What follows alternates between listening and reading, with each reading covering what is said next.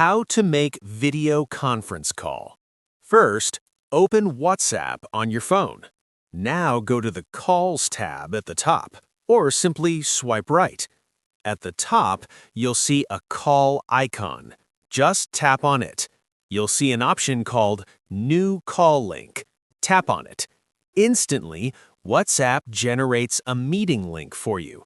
Now choose your call type: video call, audio call. Once selected, tap Send Link via WhatsApp. Now here's where it gets powerful. You can select contacts directly, copy the link and send it via email, perfect for professional use, or tap Share and send it through apps like Instagram or Facebook. Anyone with that link can join your call instantly, just like a real online meeting. No complicated setup, no extra apps. That's it. If you found this video helpful, don't forget to like the video, subscribe, and press the bell icon for more quick tech tutorials.